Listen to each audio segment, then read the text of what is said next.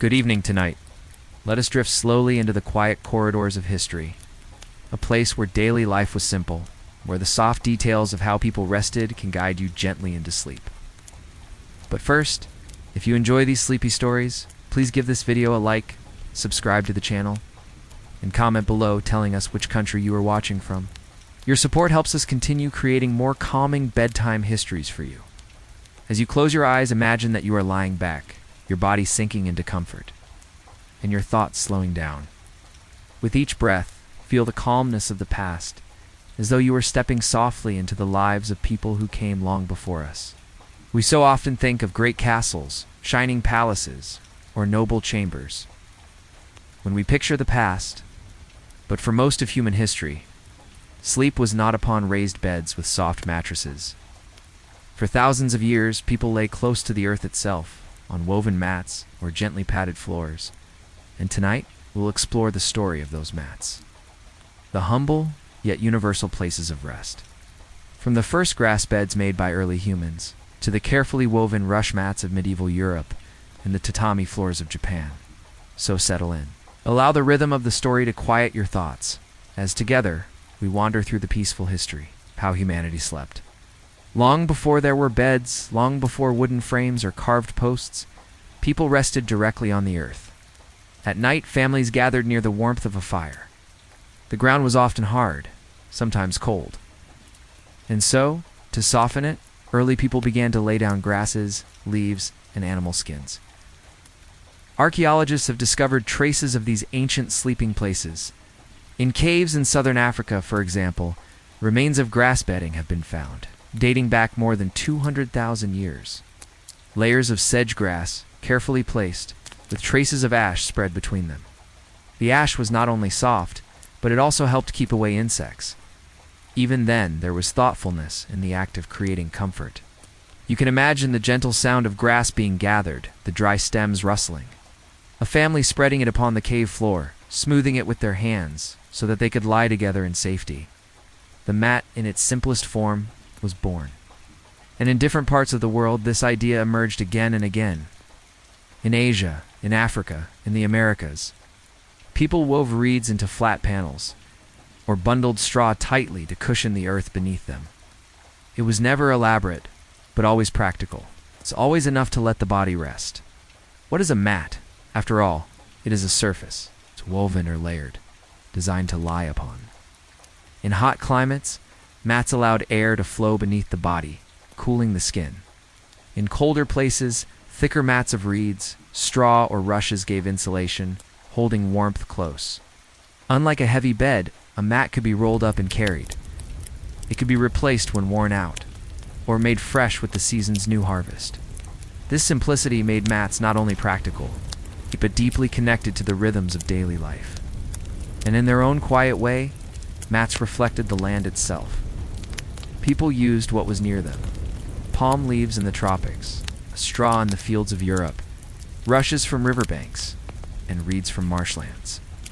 When we picture the past, we might imagine stone houses and wooden furniture. But more often, it was mats that softened the living spaces of ordinary people, to sit upon, to eat upon, and at the end of the day, to sleep upon. As farming began and villages formed, mats became more refined. In ancient Mesopotamia, mats of palm fiber were common. In Egypt, woven red mats were spread across floors, sometimes decorated with dyed patterns. The hot, dry climate made such mats especially useful. Were cool under the body, easy to replace, and gentle against bare skin. Imagine an Egyptian household thousands of years ago. The clay walls glowing faintly with evening light, family laying down woven mats, smoothing them flat before sleeping. The desert air cool at night, the stars bright above. A way of resting that was ordinary then, yet deeply peaceful to imagine now. And in Asia, too, mats became central to daily life. In Japan, the tatami mat emerged, woven of rice straw, was not just a bed, but part of the architecture itself. Rooms were measured by the number of mats they could hold. And for centuries, people lay down to rest on these straw floors, finding comfort in their texture and fragrance. What do we find most fascinating about these ancient civilizations? Their towering monuments, their epic tales? Perhaps it's the everyday objects that speak most to us. The humble mat, a silent witness to countless stories. It's a comforting thought, isn't it? That something so simple could have held such significance for our ancestors, connecting them to the earth, providing a sanctuary of warmth and rest. The ancient Egyptians kept their mats in pristine condition by having a strict no-shoes rule inside their homes. They believed that the souls of the dead could easily slip in and take a nap if one were to leave their door open. So they kept their doors shut and their floors clean, ensuring that their final resting place would be undisturbed. In ancient Mesopotamia, mats were not only a means of comfort, but also a status symbol. The wealthier members of society would have their mats made of finer materials like wool or linen, while the poorer folks stuck to the more common palm fiber. These fancy mats were often adorned with intricate designs and vibrant colors, making a bold statement about the owner's high social standing. As centuries passed and human societies grew more complex, the practice of sleeping on mats remained quietly present. Even in places where wealth and power created palaces or halls, the majority of people still found their rest upon straw-filled mats. Small medieval cottages, for example, the main floor was often bare and earthen. A simple hearth gave warmth, and at night, families unrolled mats of straw or bundled rushes. Children might curl together, close to their parents, with woven covers or woolen cloth pulled gently across their bodies. There were no thick mattresses, no raised frames, only the soft hush of rushes beneath and the faint crackle of the fire nearby. This closeness to the earth gave sleep a different kind of intimacy. The smells of straw and smoke, of wood and soil, were all part of nightly life, and when the mats grew worn or gathered dust and insects, they were carried away and replaced with fresh bundles. It was a cycle that repeated itself with the seasons. New rushes cut from marshes, new straw saved after harvest. By the Middle Ages, mats and rushes had become more than just bedding. They were part of the very way homes were kept. Floors of great halls were strewn with rushes, replaced regularly to keep them fresh. In humbler homes, mats provided insulation from the cold stone or packed earth beneath. For sleep, a mat might be spread upon the floor and covered with simple blankets or woolen sheets. The wealthy could afford feather mattresses, but those were luxuries. Most people relied on mats or sacks of straw. It was not uncomfortable. In fact, fresh straw gave a springy, fragrant base. At the end of a long day in the fields, the body likely welcomed such a rest. Because mats were portable, they could be shared. Guests could be offered a fresh place to sleep with little trouble. A mat laid down near the fire, covered with cloth, communal, practical, and kind. Across the world in Japan, mats evolved into something unique. The tatami became not only a place to rest, but a way of shaping space itself. Made of rice straw tightly bound and covered with woven rush. The tatami carried a distinct fragrance, earthy, calming, faintly sweet. By the 8th century, tatami mats were used among the nobility, but gradually they became widespread. Rooms were measured not in feet or paces, but by the number of mats they could contain. A 6-mat room, for instance, or an 8-mat room.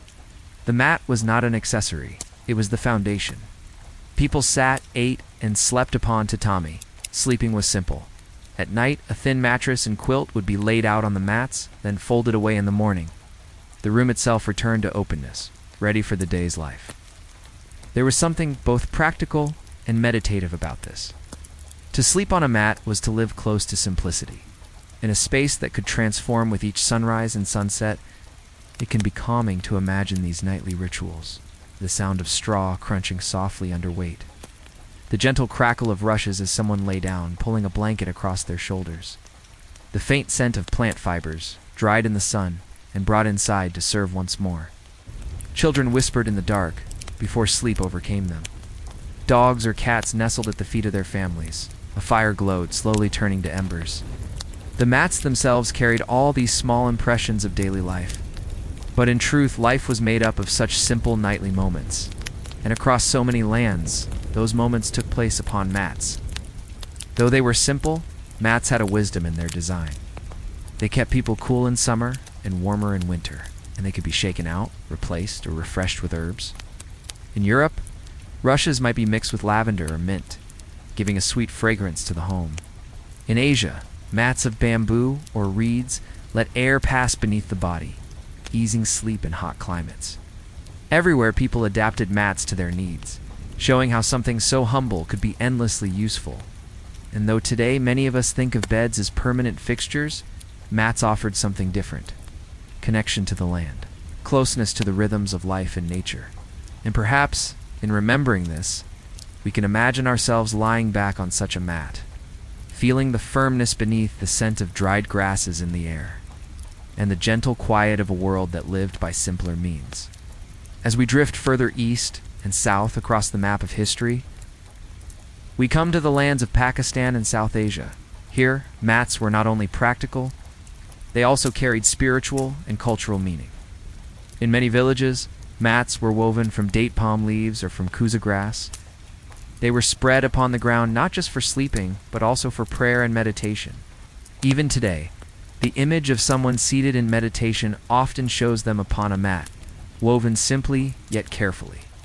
At night, families unrolled mats on the floor of their homes, sometimes placing cotton blankets above. In hot seasons, the mats allowed air to flow, cooling the body. In cooler times, they could be layered or topped with quilts. The mat was easy to move, easy to clean, and deeply tied to rhythm of life. Guests would be offered a mat, unrolled and fresh, as a gesture of kindness. It was not seen as lesser than a bed, but as natural, as ordinary, as the earth beneath one's feet. In many South Asian households, even in cities today, a simple mat or chatai remains a common part of daily life. It is something both ancient and enduring. On the wide continent of Africa, mats to have an ancient story. Woven from reeds, grasses, palm fronds, and rushes, they have served both as beds and as coverings for centuries. In West Africa, mats were often made of raffia palm, their fibers dried and braided together. Families would spread them out at night, then roll them away during the day. In East Africa, mats were used both indoors and outdoors, a place for rest beneath the shade of trees. Some mats were plain, while others carried beautiful geometric patterns, woven with care. They were not only bedding, but works of quiet art. Imagine the warm air of an African evening, families seated upon woven mats, sharing food and conversation. As night deepened, those same mats became their sleeping places, laid out under a star-filled sky or within the cool walls of a simple home. This closeness to the land, to air and sky, is part of what made mats so meaningful. They were not heavy or permanent. They were flexible, light, and ever-present. As much a part of life as the basket or the clay pot. For nomadic peoples across many regions, from the deserts of North Africa to the steppes of Central Asia, mats were essential. When homes were not fixed and life was spent moving from place to place, heavy furniture made no sense. Instead, mats could be rolled, carried upon camels or horses, and laid out wherever rest was needed. A mat was a bed, a seat, a ground covering, and sometimes even a shelter when layered. This portability was a quiet wisdom. Life was unpredictable. But the mat provided a steady, familiar place to lie down, no matter where the journey carried people. Across sand, grassland, or mountain, the mat gave them a connection to home. When we think of mats, it is not only their look, but their feel and sound. The faint crackle of dried straw as weight settles upon it, the cool smoothness of woven reed against the skin, the fragrance of grasses dried under the sun, carrying the scents of fields or riversides. To sleep on a mat was to bring these natural textures close. Unlike a sealed mattress, a mat reminded the body of the world outside. It was firm yet forgiving, simple yet grounding. And for countless generations, people rested well upon such surfaces, finding peace in their familiarity. What is most striking is how universal this practice was. Whether in Africa, Asia, Europe, or the Americas, mats emerged again and again. Different materials, different weaving techniques, but always the same idea: to soften the ground, to create a space of rest, to bring comfort into daily life. It is almost as though humanity, no matter where it lived, carried the same quiet understanding that sleep does not need to be elaborate, that rest is possible with only the simplest of tools: a mat, some cloth, a fire, and the company of loved ones. And this idea endured for thousands of years, Even when beds with frames and mattresses became more common among the wealthy, mats remained with the majority, for they were affordable, practical, and deeply tied to tradition. Across the wide continents of the Americas, mats were also a part of life. In the north, mats of cattail reeds and bulrushes were carefully woven by indigenous communities. These mats were used as coverings for homes, as walls for lodges, and of course, as bedding. When laid upon the ground, they softened the earth and provided insulation. They could be rolled, carried, and remade with each season's harvest. Some were simple, while others were intricately patterned, showing not only skill, but also beauty. In the eastern woodlands, cattail mats were spread inside long houses where families lived together in warmth. In the Great Plains, woven mats lined the interiors of lodges, serving both as coverings and sleeping places. To lie down at night upon such mats was to rest upon the gifts of rivers and marshes, plants that grew in abundance shaped with human care. These mats were not just utilitarian. They were part of the harmony between people and land, created with knowledge passed down for generations. Far across the oceans, in the islands of the Pacific, mats were not only bedding, but treasures of culture. In Polynesia, Micronesia, and Melanesia, mats were woven from pandanus leaves, stripped, softened, and plaited into long strips. On warm tropical nights, such mats were ideal for sleeping. They were cool, smooth, and often fragrant. In many island cultures, mats carried symbolic importance as well. They could be given as gifts, used in ceremonies, or treasured as family heirlooms. Some mats were finely woven, almost silky to the touch, and were reserved for chiefs or honored guests. Others were everyday mats, simple yet strong, spread across floors or sandy ground for nightly rest. The making of these mats was a communal art. Groups of women worked together, weaving under the shade of trees, their hands moving rhythmically, almost like music.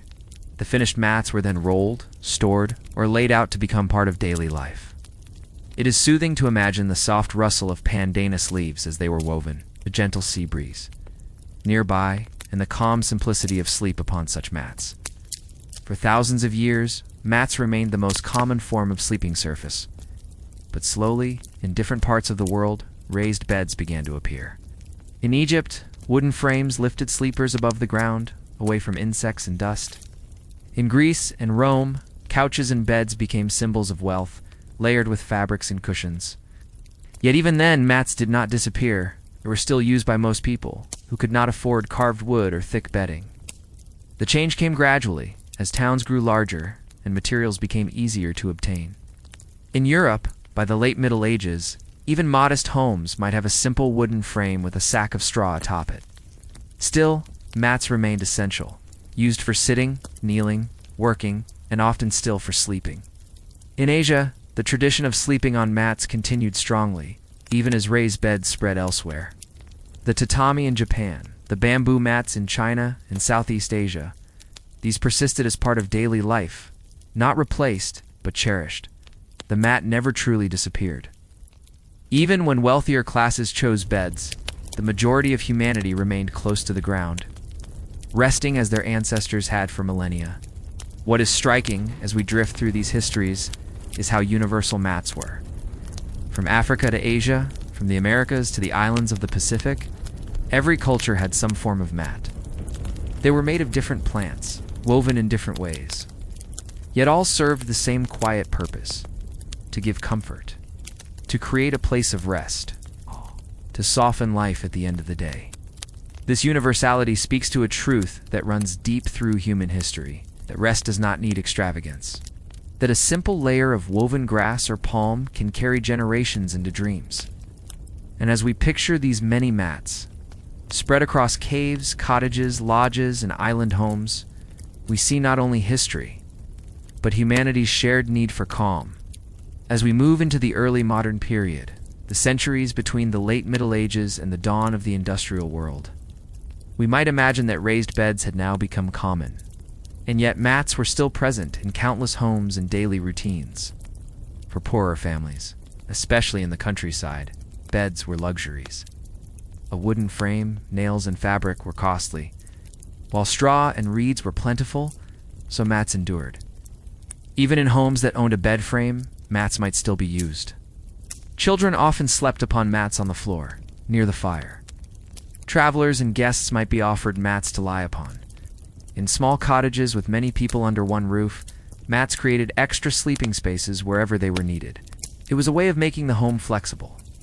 A simple surface that could transform a space from a living area by day to a sleeping place at night. Beyond their practical use, mats took on symbolic meaning in many cultures. In Japan, tatami mats were not only for sleeping, but for ceremonies, tea gatherings, and meditation. The rules of placement were strict, and the mats themselves were considered part of the sacred arrangement of space. In Polynesia and other Pacific islands, fine mats were treasured heirlooms. They were given in marriage, exchanged at important events, and kept as signs of respect. Some mats were woven so finely that they could take months or even years to complete. In parts of Africa, mats were also tied to important life events. A bride might be given a mat as part of her household goods. A newborn might be laid upon a fresh mat as a symbol of welcome into the world. And in some traditions, mats were used in funerals as coverings for the body, returning a person to the earth as gently as they had once been cradled by it in sleep. These quiet rituals show us that mats were never just functional. They were woven into the rhythm of human life. Beginnings, middles, and endings. A surface upon which daily life unfolded, and upon which rest and renewal always returned. Even as wealth spread and beds became more common, mats never disappeared. They endured because they were useful, flexible, and tied to tradition. In Europe, rushes and straw mats were still common well into the 17th and 18th centuries. In Asia, mats continued to be central in every household. In Africa and the Americas, mats were part of daily life, still woven fresh each season. What is striking is how little they changed. The mat of ancient Egypt, woven of reeds, was not so different from the mat of a 17th century farmhouse. The mat of a medieval Japanese household was much the same as that in a modern Japanese home.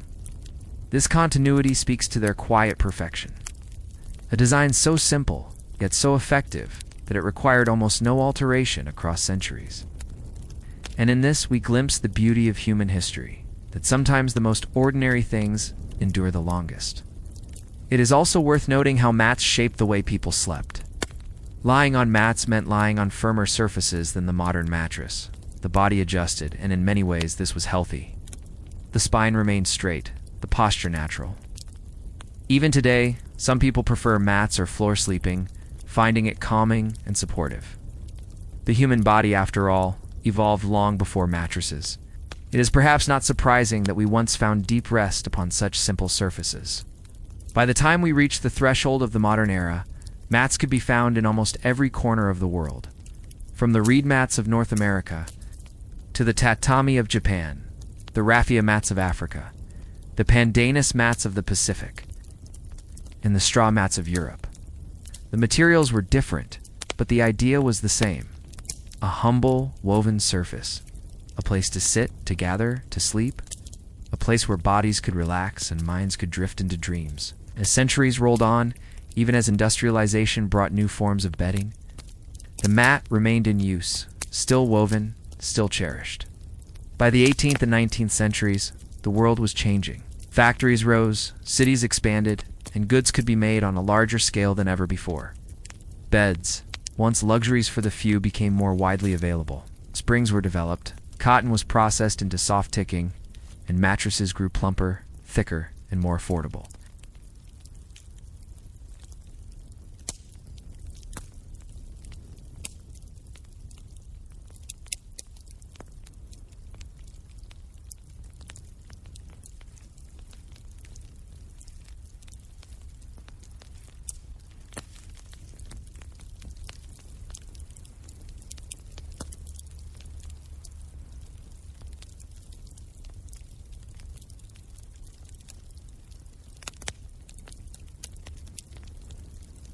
A raised bed felt cleaner, safer, more hygienic. Mattresses could be stuffed, reshaped, and repaired, lasting for years. Beds also carried a sense of status. To own one was to show stability, comfort, and belonging to a more modern world. But the shift was gradual. Many working families still could not afford mattresses, and so mats persisted into the 19th century and beyond.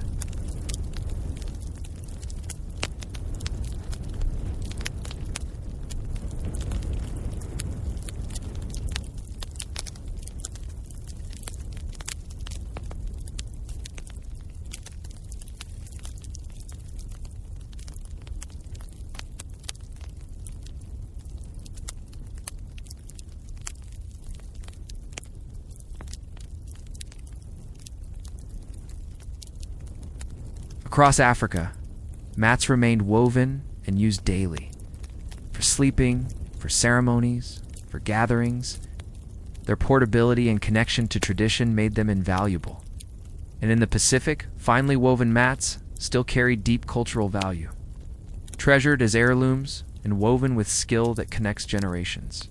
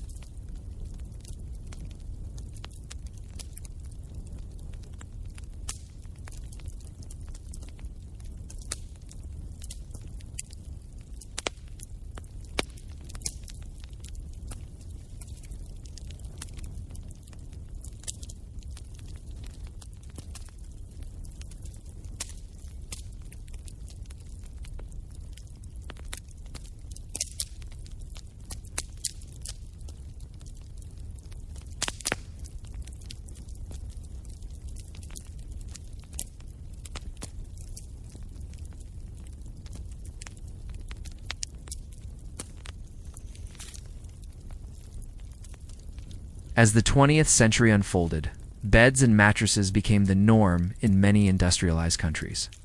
Factories produced them quickly, department stores advertised them widely, and financing allowed families to buy what had once been a rare luxury. Sleeping on a mattress was now associated with progress, modernity, and health. In the United States, thick spring mattresses became common. In Europe, feather and wool-stuffed bedding remained popular, gradually giving way to newer materials like cotton and later synthetic fibers. The raised bed frame, complete with headboard and linens, became a central piece of furniture, no longer a luxury, but a standard. Yet as this change spread, mats continued quietly. In Asia, they remained essential. In rural areas across Africa and South America, mats were still woven daily. Even in wealthier households, mats were used for guests, for naps, for children playing, or for travel. The mat never disappeared. It adapted. In cities, mats became associated with practicality. A student moving into a small room might use one. Travelers rolled them up, taking them on long journeys. In hot climates, they remained cooler than mattresses, especially in homes without fans or air conditioning. In Japan, tatami mats continued to define interior life, even when Western-style furniture arrived. The mat remained a cherished part of daily routine, something folded out each night, then stored away. To this day, many families still rest this way, treasuring the flexibility and simplicity. In Pakistan, mats remained common in rural areas and towns. Cotton chatai mats, or woven grass versions, were used not only for sleep, but also for meals, prayers, and rest. The mat was a universal object, woven into daily rhythms. In the Pacific Islands, fine mats retained cultural and ceremonial importance. They were not just bedding, but symbols of family honor passed from generation to generation. And in Africa, mats were central to village life, woven in many styles from reeds, palms, or grasses, carrying its own local tradition. The 20th century may have been an age of industry, but mats, with their quiet simplicity, did not vanish. By the mid to late 20th century, something unexpected began to happen. In parts of the world that had long embraced thick mattresses, some people started looking back toward the mat. Doctors and researchers began to study posture, spinal health, and the benefits of firmer sleeping surfaces.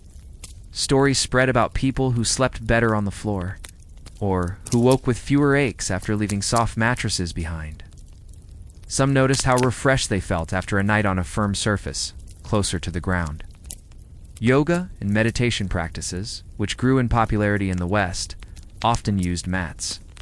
This, in turn, reminded people of older traditions, of lying closer to the earth, of resting simply. For some, mats became a way to reconnect with minimalism. In small apartments, rolling up bedding each morning created space and calm. Others found beauty in the ritual itself, laying out a mat, preparing it for rest, then putting it away when day began. The mat, once replaced by the mattress, returned quietly, gently, as people rediscovered its virtues. When we look at history, we see more than just an object. We see meaning. For thousands of years, the mat was not only where people slept, it was a symbol of life itself. It represented adaptability, being carried on journeys, spread in new lands, used in every season. Represented equality, for nearly everyone rested upon one. Represented the connection between humans and the earth, softened only slightly by plant fibers. Even today, mats remind us of this connection. They are not about excess or luxury, but about balance, rest, and presence. To lie upon a mat is to feel the echo of countless generations before us, to remember that for most of history, sleep was simple, and that sometimes, simplicity holds the deepest comfort of all. In the late 20th and early 21st centuries, researchers began to study sleep more carefully. They asked questions that people had lived with for generations. What surfaces are best for rest? Does posture affect health? Do softer mattresses truly bring better sleep? Or can firmer, simpler surfaces be just as good, or even better? Surprisingly, many studies suggested that sleeping on firmer ground, like a mat, could improve spinal alignment, while thick, soft mattresses sometimes cause the body to sink and twist. A mat encouraged a straighter posture. Some people reported waking with fewer aches in their backs or shoulders after using a firm sleeping mat. Of course, comfort is deeply personal.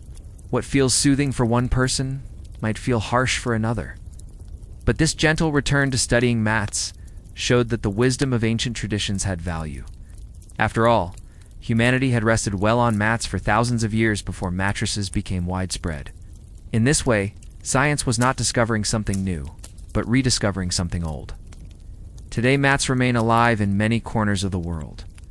In Japan, tatami floors are still installed in homes, hotels, and tea rooms. Some people continue to sleep on futons that are laid out nightly, then folded away in the morning. This rhythm, repeated across generations, shapes a household's daily life. In Pakistan, woven grass or cotton mats are sold in markets, still used in homes, temples, and schools. Families gather on them to eat, talk, and rest, just as their ancestors did. The mat is not only bedding, but also a place of community. In Africa, mats are woven from reeds, palms, and grasses in countless local styles. Some are plain and practical, while others are beautifully patterned, carrying cultural meaning. They remain part of weddings, celebrations, and daily family life. Even in cities across the world, far from these traditions, mats are being rediscovered. College students use roll-up mats in small apartments. Minimalists enjoy the freedom of a mat that can be tucked away, leaving a room open and uncluttered. Travelers use mats for camping or meditation, carrying a tradition that has always been portable. In this way, mats live both in the past and the present, a bridge between ancient life and modern needs. What is a mat, after all? It is not just a place to sleep. It is a symbol of simplicity. It represents adaptability. Rolled up, carried anywhere, laid down in any home. It represents humility, a reminder that we need very little to rest well. It represents connection between the body and the earth, between people and their shared traditions. In many cultures, mats are tied to rituals. They are offered to guests as a gesture of hospitality. They are given at weddings as blessings for a new household. They are woven carefully, sometimes over weeks, because they matter deeply. Even in modern apartments with polished floors, when someone chooses to lie down on a mat, they echo these traditions. They place themselves in a history far older than any bed frame or mattress. And in doing so, they reconnect with something timeless. It is likely that mats will never disappear. It may not always be the center of every home, as they once were, but they will endure. It's their simplicity, portability, and deep history give them a place that no machine-made mattress can quite replace. As people continue to seek balance, peace, and minimalism, mats may even find new roles. Not only for sleep, but for meditation, yoga, relaxation, and rituals of daily living. In this way, the mat remains not just a practical tool, but a quiet companion, a surface where countless lives have rested, dreamed, and begun again. Imagine the quiet rhythm of a household long ago. As the day faded, families would slowly prepare their sleeping spaces. Mats stored during the daylight hours were brought out. Children helped unroll them. Elders smoothed the edges.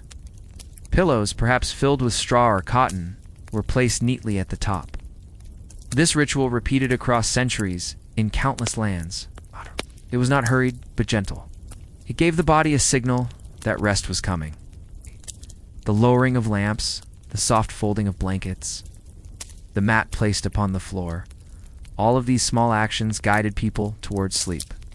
In the morning, the process reversed. The mat was rolled, folded, or hung.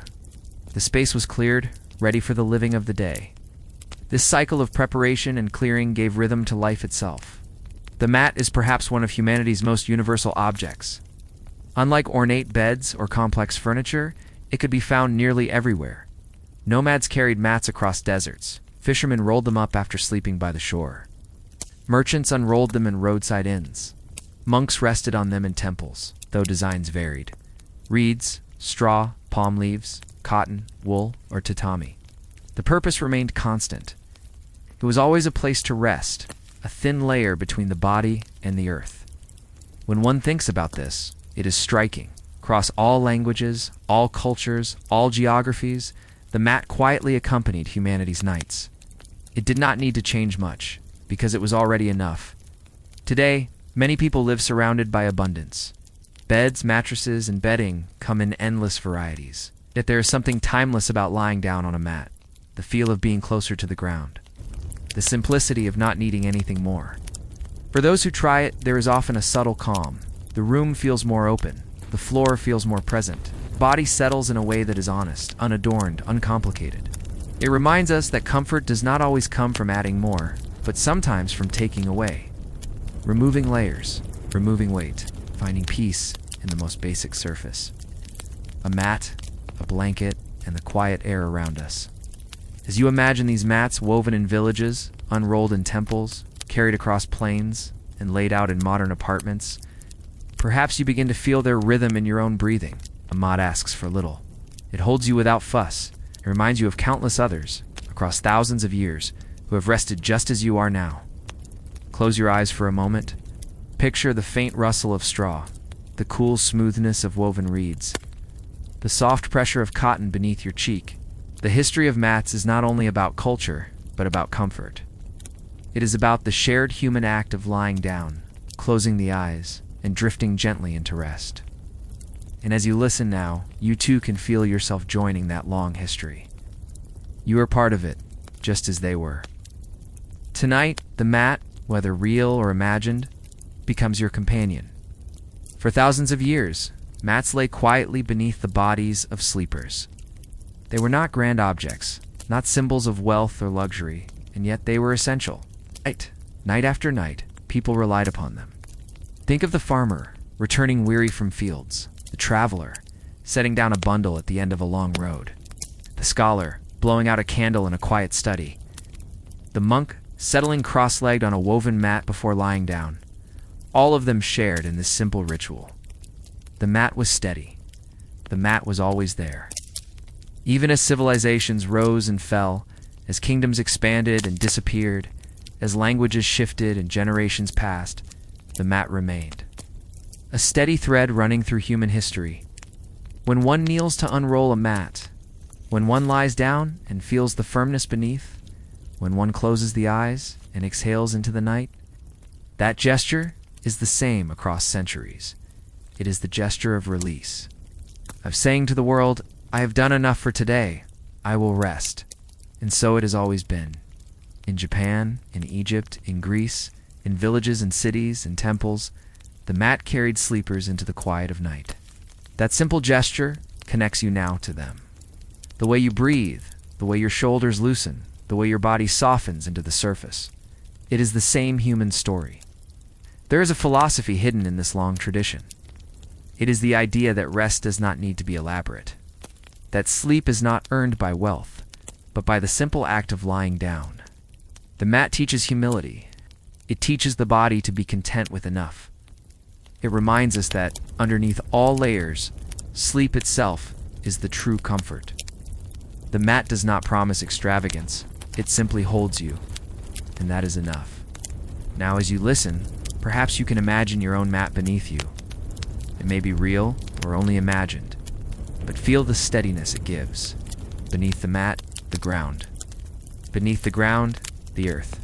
A deep foundation that has held sleepers forever. Above you, the ceiling. Beyond it, the sky. And within it, the stars. For thousands of years, people lay upon mats and looked upward, toward that same sky. They closed their eyes beneath those same stars. And tonight, you are with them. Your breath becomes slower now, your shoulders softer, your jaw unhooks, your hands grow loose. You feel supported the way countless others felt before you. The mat beneath them, the air around them, the night holding them gently, and like them, you drift. Back then, they drifted into dreams of harvests, or quiet prayers, or simple contentment. Tonight, you drift too. Drift into dreams of your own choosing. Drift into the same timeless current of sleep. As the story closes, remember that sleep is older than memory, older than history, older than mats themselves. But mats, humble, woven, simple mats, have been humanity's companions in that journey for thousands of years. And now, as you rest, you are part of that ancient story. The story of people who lay down each night, closed their eyes, and trusted the mat beneath them to carry them into sleep. So let the mat hold you now. Let your breath fall into rhythm, and let yourself drift, gently, quietly, peacefully, into sleep. Good night.